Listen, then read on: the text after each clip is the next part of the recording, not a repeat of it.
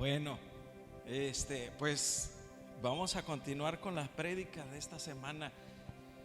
Hermanos, este día es este día de recordar la resurrección de Jesús.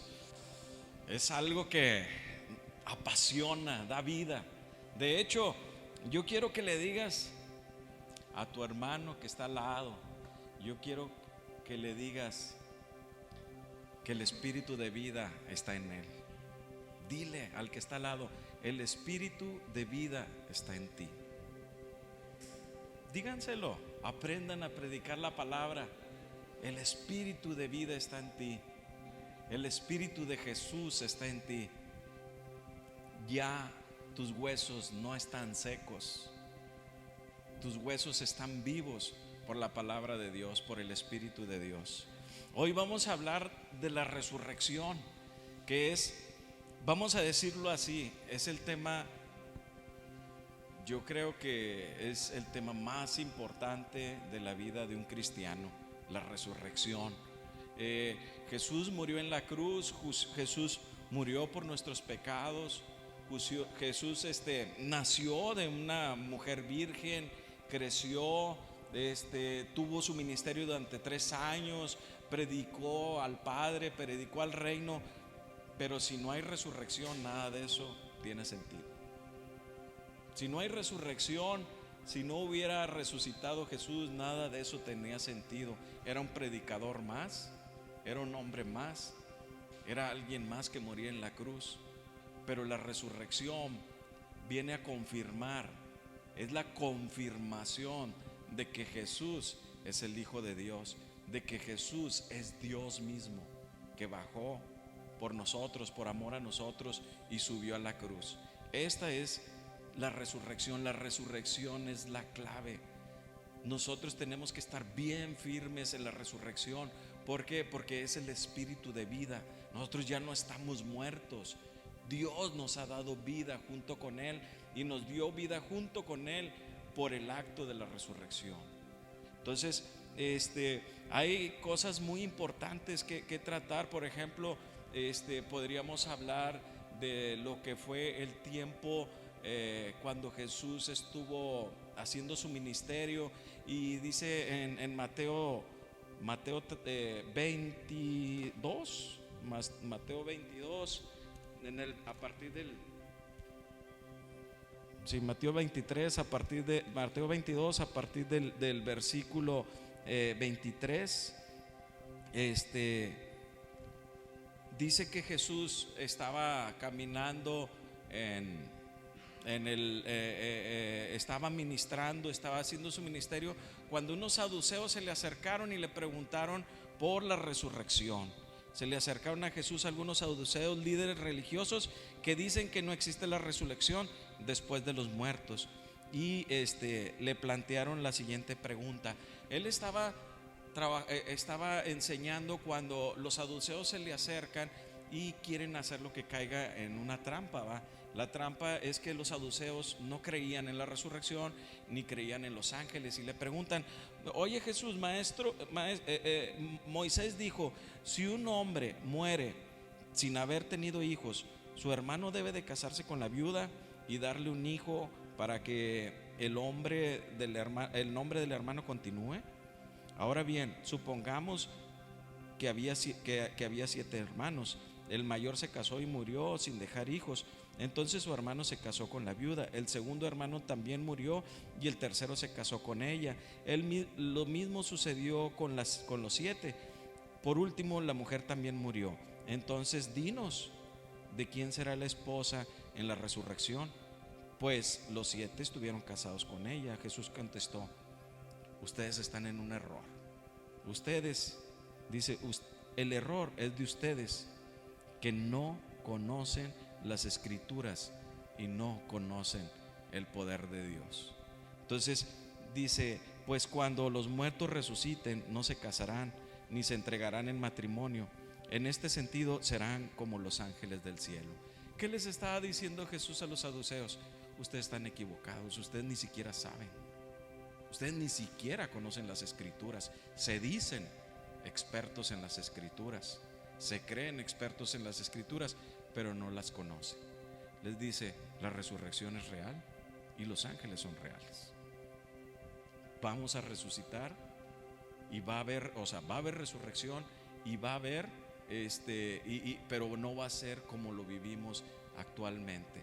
Entonces, es tan importante entender que la resurrección es real, que la resurrección existe, porque entonces, si no existe la resurrección, nuestra vida no tiene ningún propósito. O sea, nada más naceríamos, viviríamos y moriríamos. Esa sería nuestra vida. ¿Qué sentido tiene tener fe? ¿Qué sentido tiene creer en Jesús? ¿Qué sentido tiene creer en Jesucristo si no existe la resurrección? Si simplemente vamos a morir y vamos a dejar de existir. Jesús está diciendo, nuestra vida continúa después de nuestra muerte. Hay una resurrección muy diferente a la reencarnación, y ustedes deben de elegir entre los que ofrecen la reencarnación, de nacer en perros, en gatos, de nacer en vacas o nacer dependiendo cómo te portaste. Eso a mí no me interesa. Yo quiero nacer, yo quiero resucitar con mi Padre, resucitar en el cielo con el Señor, no estar resucitando en perros, en gatos, en todo eso, ¿va? Entonces, hay varias escrituras que hablan de la resurrección. Por ejemplo, en el Antiguo Testamento hay muchísimas profecías. Aproximadamente son 200 profecías que se cumplieron, que se hicieron antes de Jesús y que se cumplieron. Entonces, esta es una pequeña lista. Si quieres nomás darle vuelta para que vean todas las cantidades de profecías de las cuales sucedieron, hablaron. Por ejemplo, Zacarías dice que iba a ser vendido por unas monedas y luego que el que iba a venderlo por unas monedas iba a comprar un campo del alfarero. Mateo 27 sucedió. Después vemos Isaías 1000 años antes de Cristo. Cristo fue sepultado en la tumba de un hombre rico. Pueden leer Isaías 53:9 o Isaías 53 y después vemos que exactamente Jesús fue sepultado en la tumba de un hombre rico, de José de Arimatea. En el Salmo 2 dice, Cristo es engendrado, es decir, resucitado de entre los muertos. El salmista, el rey David, 800 años antes de que naciera Jesús, está diciendo que iba a ser resucitado entre los muertos. El Salmo 16:8 dice, el Cristo se resucitó sin que su carne vea la corrupción. O sea, sin que su carne se pudriera su cuerpo, Él resucitó. 800 años antes de Cristo, David está hablando de eso. En el libro de Hechos se comprueba. Puedes, si quieres, mire, toda la Biblia habla de Jesús, toda la Biblia. Entonces, dice, entonces la resurrección es real, la vida de Jesús es real. La probabilidad de que una profecía, vamos a ver, cuántas personas han pasado por esta tierra, cuántas personas han pasado por esta tierra, en todo el tiempo que tiene en la vida de la tierra. Millones y millones y millones de personas han pasado por esta tierra. ¿Cuántos han nacido de un parto virginal? Nadie. Solamente Jesús, una profecía. ¿Cuántos nacieron en Belén y se cumplieron todas las que nació en Jerusalén, nació en Galilea, de Galilea emigra hacia Belén por un censo romano? El rey David está hablando de Belén, de que iba a nacer en Belén, y Belén todavía ni existía en el tiempo de David y ya estaba poniéndole nombre. Moisés está hablando de la crucifixión cuando ni siquiera existía la crucifixión. Moisés existió 1500 años antes de Cristo. La crucifixión la inventan los romanos 700 años antes de Cristo. Roma no existía en el tiempo de Moisés, y Moisés ya está hablando de una crucifixión, de que el Mesías iba a morir en la cruz. ¿Cómo? Si no existía esa muerte. Entonces todas las profecías se van cumpliendo. La probabilidad de que una profecía se cumpla en una sola persona es muy, muy baja. Es como, ¿qué probabilidades tenemos de sacarnos la lotería si compramos un boleto? ¿Uno en cuántos? Bueno, la probabilidad de que una profecía se cumpla en una persona es uno en millones y millones y millones de personas. La probabilidad de que 200 profecías se cumplieran al pie de la letra es imposible. O sea, todo indica y queda bien claro que Jesús es el Hijo de Dios y que Jesús resucitó, porque las profecías hablaron de la resurrección. Pero miren lo que dice el Salmo 16: por eso mi corazón se alegra y se regocija en mis entrañas, todo mi ser se llena de confianza. No dejarás que mi vida termine en el sepulcro, no permitirás que sufra corrupción tu siervo. Me has dado a conocer la senda de la vida, me llenarás de alegría en tu presencia y de dicha eterna a tu derecha.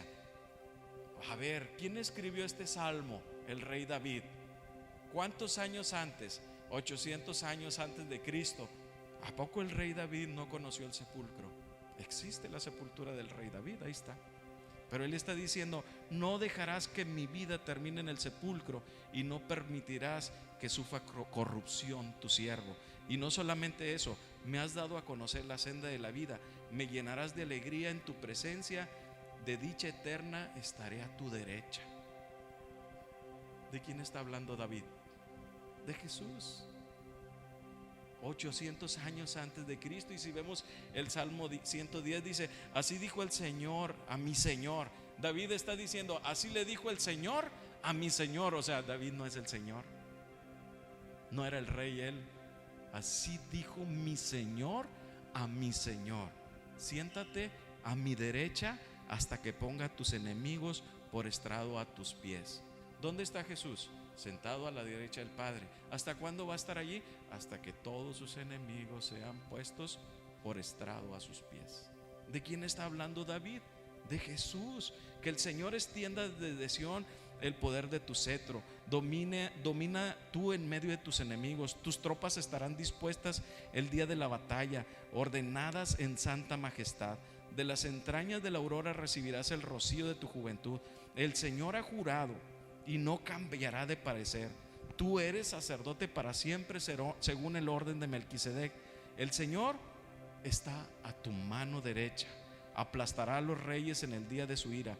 Juzgará a las naciones y amontonará cadáveres. Aplastará cabezas en toda la tierra. Hay muchas. Estamos viendo ahí toda la lista de las profecías. No las vamos a leer porque sería mucho y no quiero meterme tanto en eso. Pero ¿qué pasó después? En Hechos 1, Lucas escribe: estimado Teófilo, en mi primer libro me refería a todo lo que Jesús comenzó a hacer y enseñar hasta el día en que fue llevado al cielo. Luego de darles instrucciones por medio del Espíritu Santo a los apóstoles que había escogido, después de padecer la muerte, se les presentó dándoles muchas pruebas convincentes de que estaba vivo. Durante 40 días se le apareció y les habló acerca del reino de Dios. Una vez, mientras comían con ellos, les ordenó que no se alejaran de Jerusalén, sino que esperaran la promesa del Padre, del cual les había hablado. Juan bautizó con agua, pero dentro de pocos días ustedes serán bautizados con el Espíritu Santo. ¿Quién está escribiendo el libro de Hechos? El libro de Hechos lo escribe Lucas, el que escribió el Evangelio de Lucas. ¿Quién era Lucas? Ya lo hemos repetido muchas veces. Lucas era un hombre griego, no era judío. Él no creía en Dios. Él era un médico. Él había sido maestro en la Universidad de Alejandría, médico, investigador, científico. Y él escribe el libro de Lucas. Y vimos la semana pasada cómo inicia el libro: Teófilo, te escribo esta carta, excelentísimo Teófilo. ¿Por qué le llama excelentísimo? Porque le cae muy bien Teófilo. Excelentísimo es un título. No es que a Lucas le cayera muy bien Teófilo. Excelentísimo es un título de gobernador, de autoridad en el gobierno de Roma. El excelentísimo era un gobernante. Entonces le dice: excelentísimo Teófilo, te escribo esto. ¿Por qué? porque te quiero decir que todo lo que sucedió de parte de Jesús, yo hice una investigación clara y precisa de lo que había sucedido. Entonces Lucas hace una investigación. Lucas no está creyendo, Lucas es un médico y Lucas no está creyendo por creer. Lucas hizo una investigación de todo lo que sucedió. Y miren, en el libro de Hechos 1, permítame leerles nada más ya lo hemos hecho, pero vamos a hacerlo para darle un poco de continuidad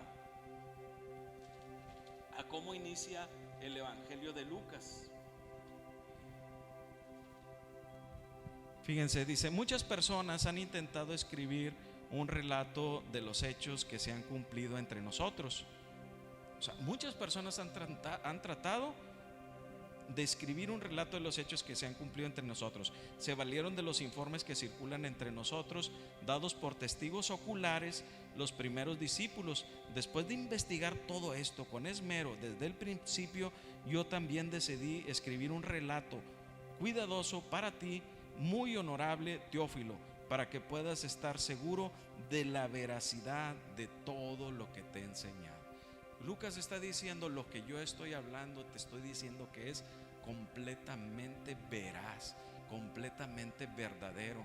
Esta no es una fábula, esta no es una leyenda, esto no es una historia, esto es real, le dice. Y entonces en el libro de Hechos, que es el libro después del día de Pentecostés, después de que Jesús muere, se escribe este libro, que es donde nace la iglesia. Y vuelve a decir: miren, Jesús comenzó a hacer y enseñar hasta el día que fue llevado al cielo. Luego les dio las instrucciones por medio del Espíritu Santo a los apóstoles.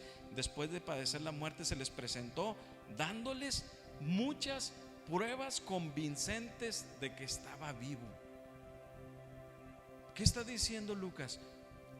Teófilo, todo lo que escribí en el Evangelio de Lucas, de que nació de una virgen, de que creció, de que llamó a los apóstoles, de que hizo milagros, de que resucitó a Lázaro, de que sanó al ciego, de que sanó a la mujer hemorrágica, de que perdonó pecados, de todo, de lo de la crucifixión, de todo. Luke les está diciendo: Teófilo, todo es verdad. Todo es verdad, todo está claro que es verdad. No estamos creyendo en una leyenda, Teófilo. Imagínense Lucas, un hombre científico que su mente, igual que la de nosotros, dudaba de todo, no creía en nada. Era griego. Él solo creía en la ciencia. Y que le dice, ¿por qué? Va y le dice a Lucas: Lucas, todo esto es verdad, Lucas. Podemos estar bien tranquilos y bien seguros que el Jesús en el que creemos, todo lo que hizo es verdad. Todo está pasando. Imagínense la emoción de Lucas cuando escribe este capítulo del libro de Hechos, que va y le dice: Lucas, que le va y le dice: Teófilo, no solamente todos los milagros son verdad, Teófilo. Jesús resucitó.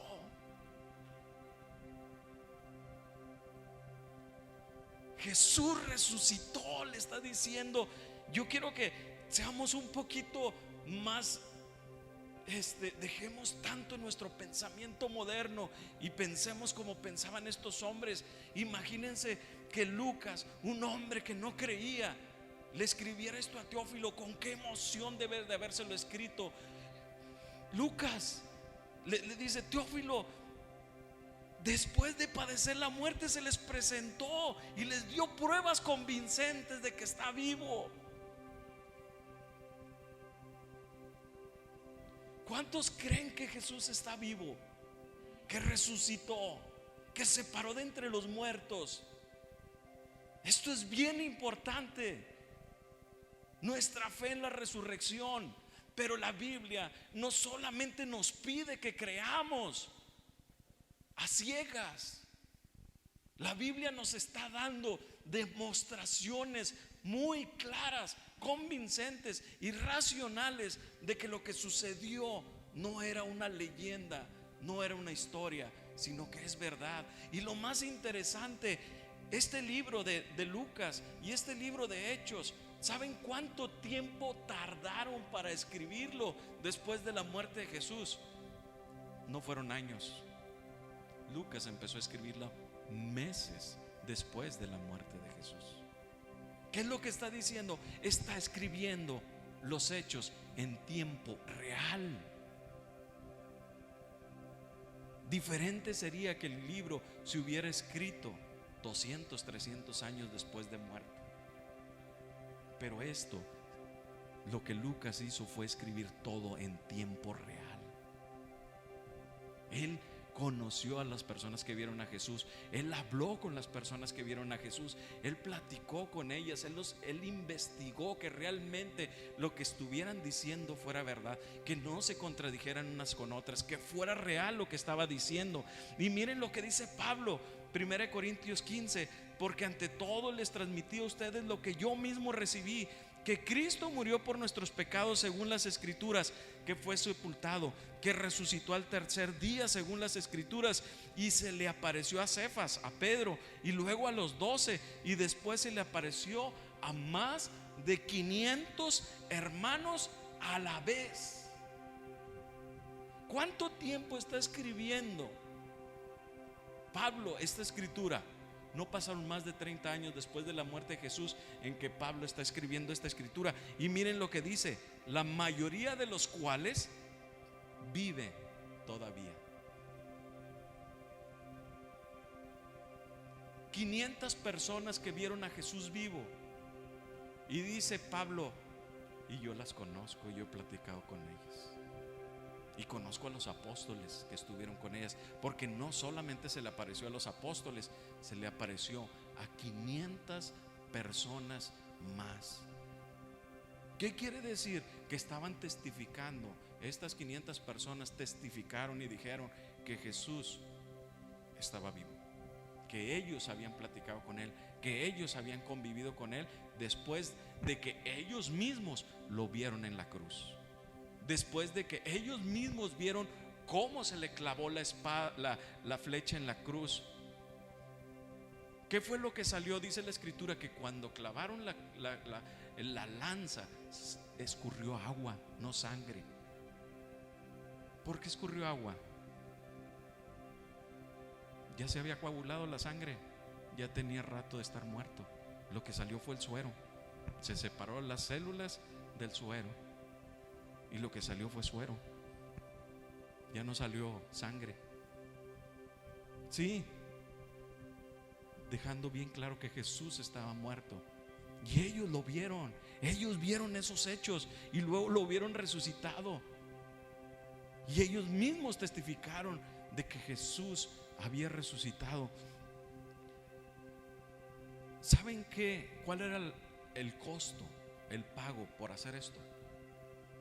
¿Saben qué les pasaba a las personas en ese tiempo que testificaban que Jesús había resucitado? La crucifixión. Los crucificaban también. ¿Por qué testificaban? Si iban a morir, si iban a ser perseguidos, porque no podían callar la verdad. Nadie puede sostener una mentira hasta la muerte. Eso es imposible. Sostener una mentira hasta la muerte es imposible. Ellos estaban dispuestos a morir para sostener lo que ellos estaban bien seguros que era verdad. Lucas, por escribir este libro, perdió todo su prestigio, perdió todos sus títulos, perdió su trabajo en el gobierno de Roma, perdió todo por escribir todo esto. Esto costó muy caro y costaba muy caro. ¿Por qué Lucas estaba haciéndolo? Porque estaba completamente seguro que lo que estaba diciendo era verdad. Y gracias a Dios por esos hombres. Gracias a Dios por esos hombres de fe, porque hoy nosotros podemos y debemos creer con la misma fe y con la misma pasión que ellos creían. Nosotros debemos de tener la misma pasión que ellos tenían. Testificar de la vida de Jesús, testificar del poder de Dios, testificar de Jesús por encima de cualquier cosa.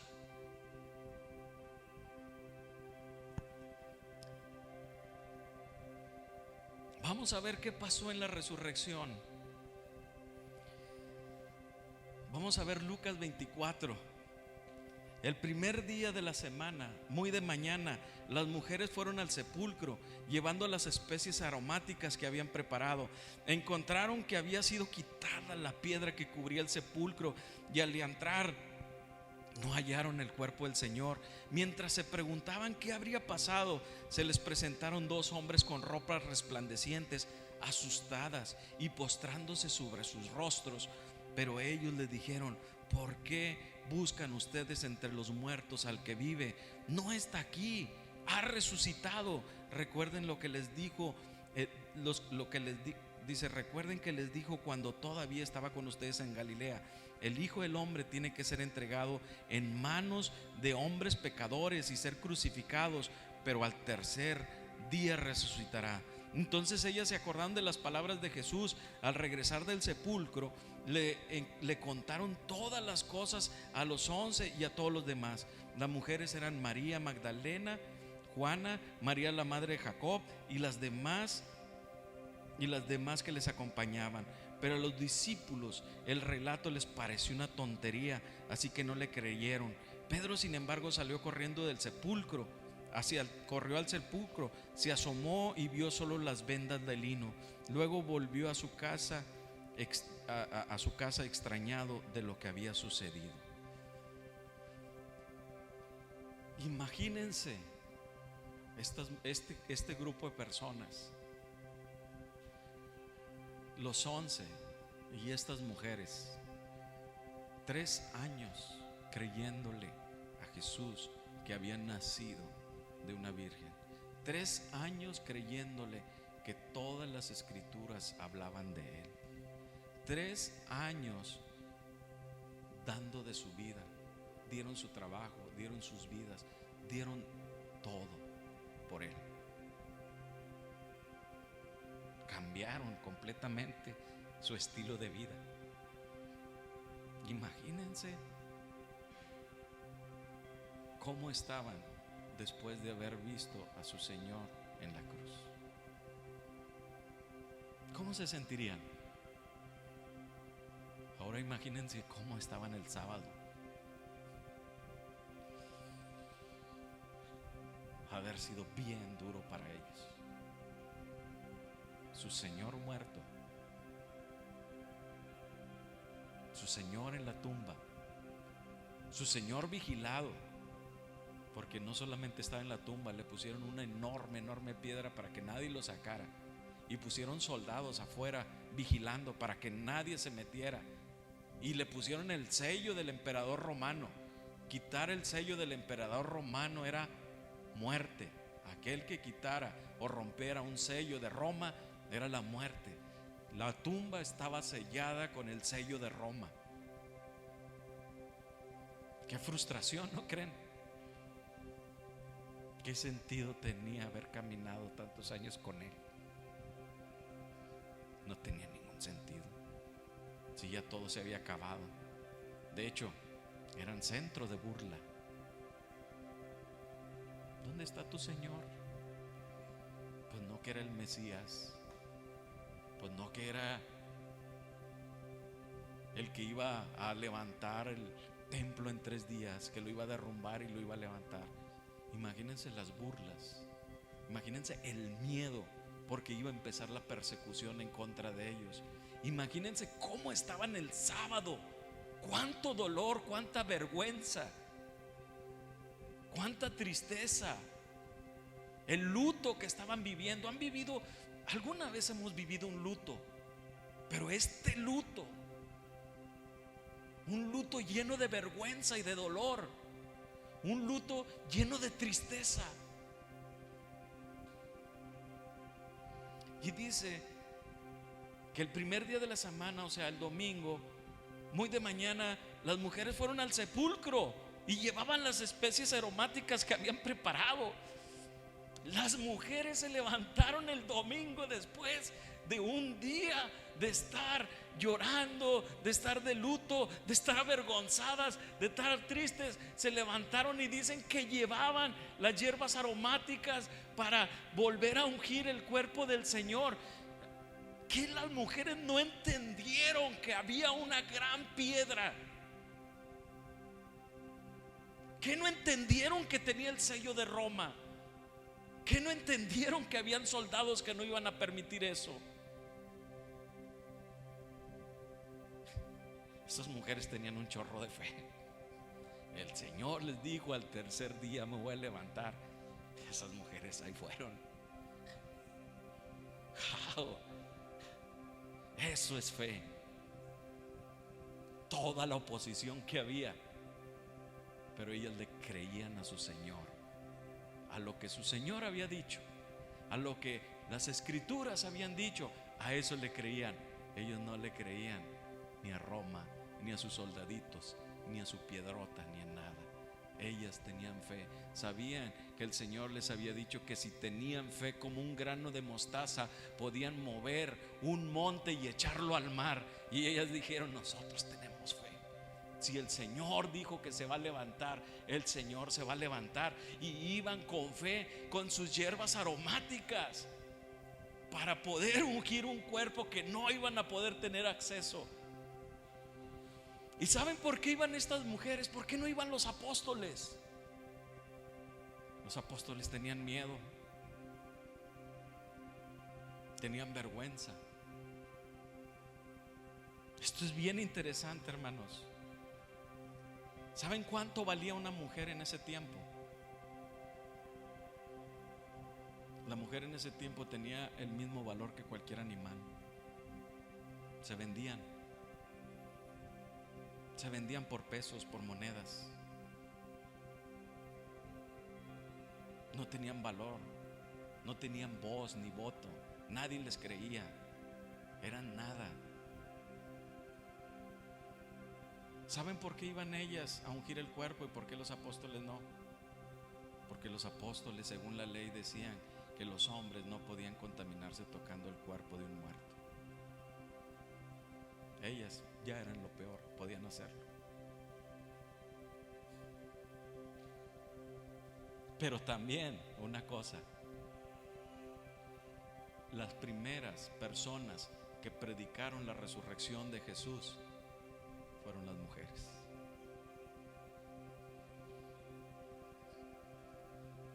Dice, se fueron, llevaban sus especies aromáticas que habrían preparado.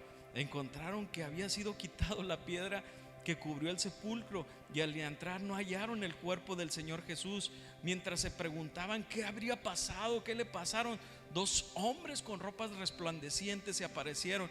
Dice, ellas asustadas se postraron sobre sus rostros y dice, pero ¿por qué buscan al que ha resucitado? ¿Qué hicieron ellas? Dice, entonces ellas se acordaron de las palabras de Jesús al regresar al sepulcro. Les contaron todas estas cosas a los 11 y a todos los demás. ¿Quién fueron los primeras que predicaron la resurrección? Las mujeres, lo más bajo.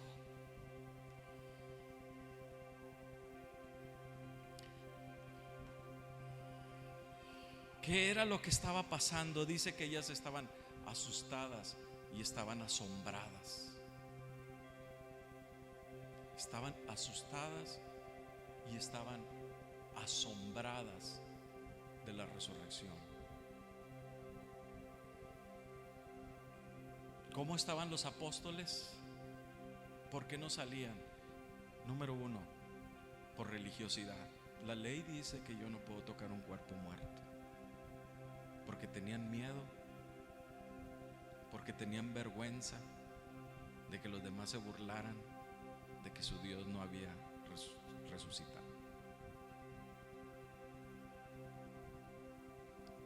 Esas tres cosas, hermano, si las tienes, tíralas a la basura. No te van a dejar ver la resurrección. Si tienes miedo, si tienes vergüenza y si estás lleno de cosas religiosas en tu mente, no te sirven para predicar la resurrección de Jesús. No te sirven. No va a llegar la vida a ti. La vergüenza, el miedo y la religiosidad son los tres peores enemigos de un ser humano. ¿Cuál era la situación de las mujeres?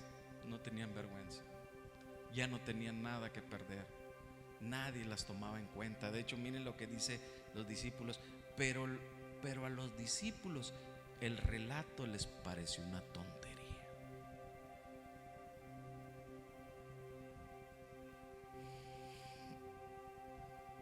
Así que no les creyeron. Pedro fue el único que fue a ver eso. Yo te voy a preguntar, y sé sincero contigo mismo, porque esto es bien importante, hermanos. Esto es bien importante para tu caminar en Cristo. Cuando alabas al Señor, cuando le cantas, ¿por qué no alzas manos? ¿Por qué no aplaudes? ¿O por qué no le cantas? ¿Te da vergüenza? ¿Te da miedo? ¿O hay religiosidad? Cuando tienes algún amigo o alguna persona a la que le tienes que hablar de la palabra de Dios, ¿por qué no le hablas? ¿Porque te da miedo? ¿Porque te da vergüenza? ¿O porque tienes religiosidad?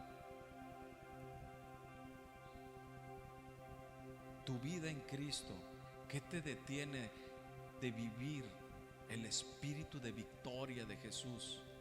¿El miedo, la vergüenza o la religiosidad? Sí. ¿O quieres ser como las mujeres asombradas? Estaban asombradas, estaban llenas de gozo, estaban alegres porque habían visto la resurrección. Quienes los hombres no la habían visto, las mujeres habían visto al Señor resucitado. Todavía fue con Tomás y todavía le dijo: hasta que no vea y yo no pueda meter mis dedos en tus manos y no pueda meter mi mano en tus heridas, no te voy a creer. Cuando se le aparece Tomás, dijo: Tomás, aquí estoy, mete tu dedo en mi herida y pon tu mano sobre mi herida en el tórax para que te des cuenta que soy yo. ¿Por qué es tan importante, hermanos, dejar la vergüenza, dejar la religiosidad y dejar el miedo? Miren lo que dice, vamos a cerrar con esto, lo que dice el apóstol Pablo en el capítulo en 1 Corintios 15. Dice: les declaro, hermanos, que el cuerpo mortal no puede heredar el reino de Dios, ni lo corruptible puede heredar lo incorruptible. Fíjense bien en el ministerio que les voy a revelar. No todos moriremos, pero todos seremos transformados. En un instante, en un abrir y cerrar de ojos, el toque final de la trompeta, pues sonará la trompeta y los muertos resucitarán con un cuerpo incorruptible y nosotros seremos transformados. Porque lo corruptible tiene que revertirse de lo incorruptible y lo mortal tiene que vestirse de inmortalidad. Cuando lo corrupto se revista de lo no corrupto y lo mortal de la inmortalidad, entonces se cumplirá lo que está escrito: la muerte ha sido devorada por la victoria. ¿Dónde está, muerte, tu victoria? ¿Dónde está, oh muerte, tu aguijón? El aguijón de la muerte es el pecado, y el pecado y el poder del pecado es la ley. Pero gracias a Dios que nos da la victoria por medio de nuestro Señor Jesucristo.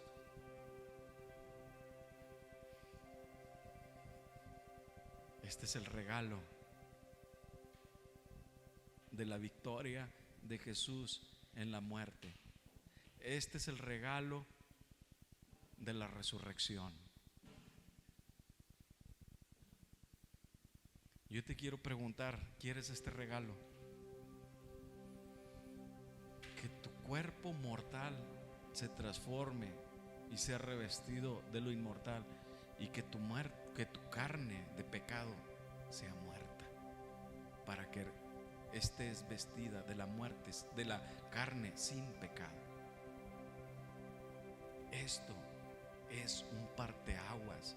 La resurrección nos dice que todo lo que la Biblia dijo es verdad, y la resurrección nos dice que todo lo que Jesús dijo que iba a suceder es verdad.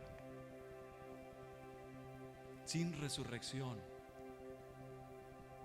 lo que se dijo que iba, lo que sucedió y lo que iba a suceder no tiene sentido. Con la resurrección, lo que sucedió tiene sentido. Lo que va a suceder es real. Y al final les dice en el libro de Hechos: no se alejen de Jerusalén, sino esperen la promesa del Padre, del cual les he hablado. Juan bautizó con agua, pero dentro de pocos días ustedes serán bautizados con el Espíritu Santo.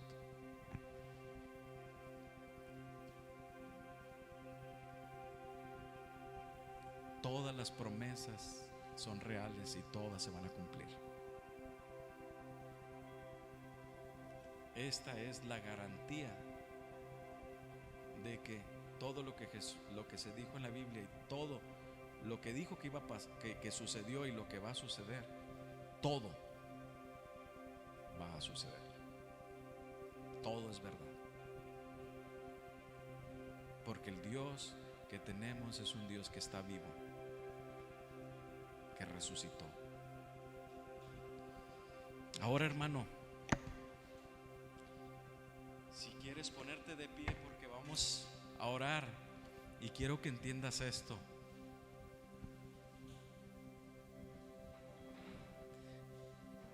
Quiero que entiendas esto. Cada oración que hagas por lo que vimos hoy, de un Dios que resucitó, que venció a la muerte, que no es una historia, no es algo que pasó, es un Dios que está ahorita con nosotros, porque no está muerto, porque sigue vivo. Dios está aquí con nosotros. Con esto de la resurrección, yo quiero preguntarte: ¿estás convencido de la resurrección? ¿Estás convencido que Jesús resucitó? Te voy a decir una cosa: si Él resucitó, la oración que hoy hagas es escuchada.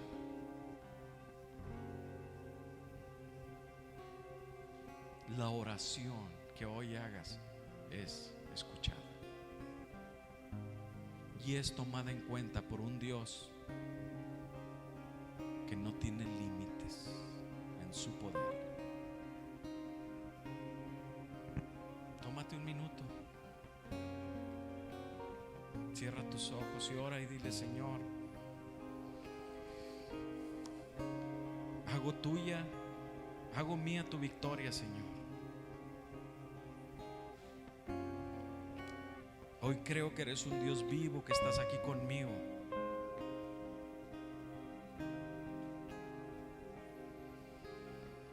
Tómate un minuto para estar con Él. Pídele perdón.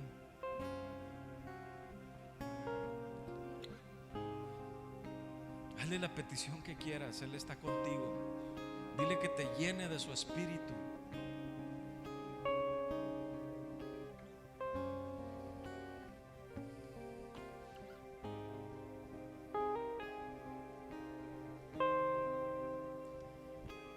Sigue orando y entrégate en esta adoración.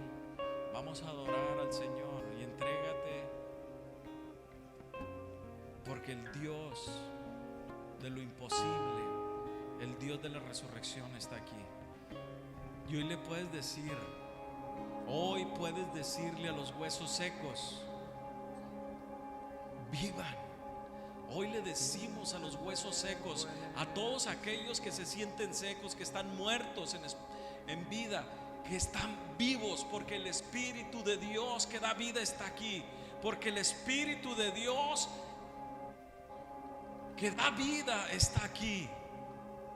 Hoy le decimos a cada hueso que está muerto, le decimos: estás vivo, resucita en el nombre de Jesús. Estás vivo.